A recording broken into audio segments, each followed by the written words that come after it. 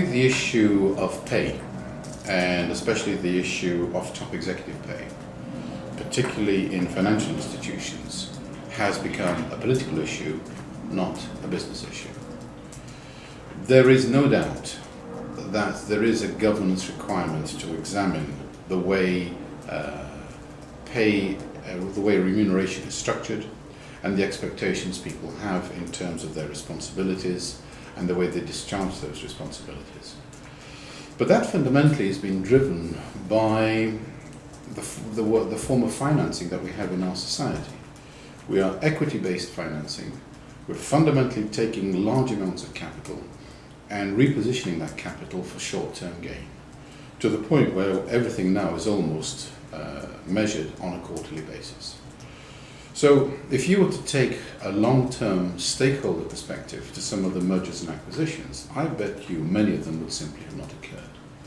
But we have got a whole industry that is trying to raise capital to make money by dismembering one organization and putting it with another, and shortly after that dismembering that and placing it with a third. And the transactional fees that arise from that are very high.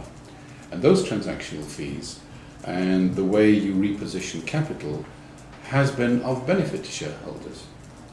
So you can see that in growth markets, which has been the first decade of the 21st century, shareholders have not really been motivated to enter into the world of executive remuneration because by and large they have gained a great deal from those activities. Now that the market has a downturn, and the downturn basically means that what we've been doing, we've been taking an existing set of assets and pricing them too high so that we can make short-term capital gain from the transactions that take place.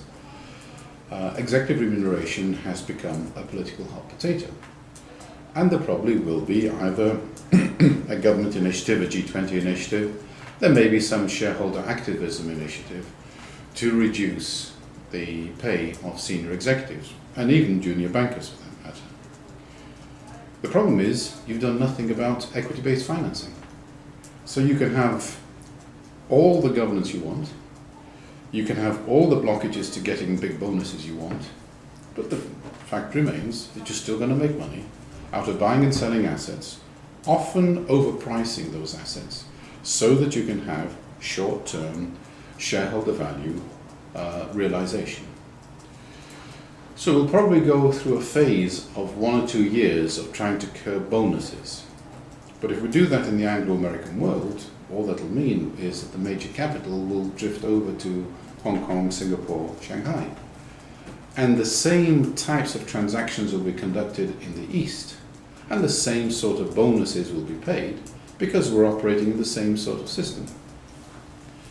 I think the reason that G20 and government in particular is trying to limit bonuses is that underneath all of the rhetoric is that there is no appetite to change from shareholder financing, equity-based financing, to stakeholder financing, which is much more of the German model. The Germans do not like hedge funds. The Germans have not really, as a whole nation, gone in for the massive bonuses I know certain banks have. By and large, what you have is a good salary, a sound wage, and a bonus which could be up to a third or a half of your salary. Not these multi-million bonuses for short-term transactions. So what's going to happen in reality? Not much.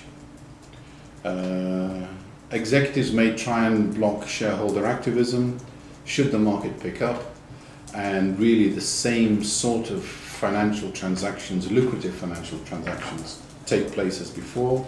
Shareholders will take on a more docile position because they're getting their money's worth. The problem is, how sustainable is that system? And controlling bonuses is going to do nothing for sustainability. It merely keeps you in a system that is now reaching the end of its shelf life. And equity-based financing just cannot cope with the demands that we'll be facing in the future. If you take Europe, water is going to be a major problem in the future. The arid south, the oversupplied north with floods. Just as you move sewage around the country, you actually need to move water around the country. country, or better example is the way you move electricity around the country. You've got to do that with water.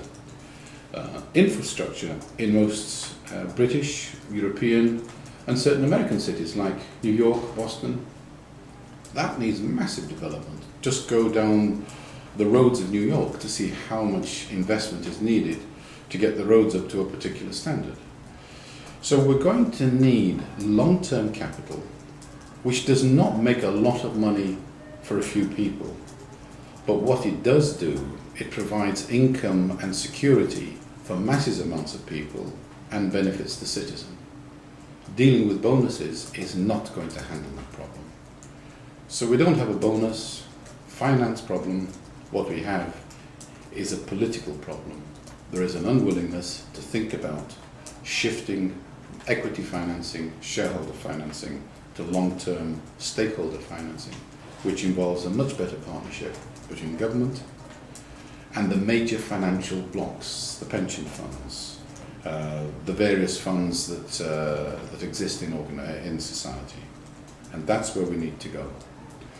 By looking at the bonus situation and glorifying that, what you actually do is you take attention away from looking at our long-term financial needs. And I believe that is where the G20 is at.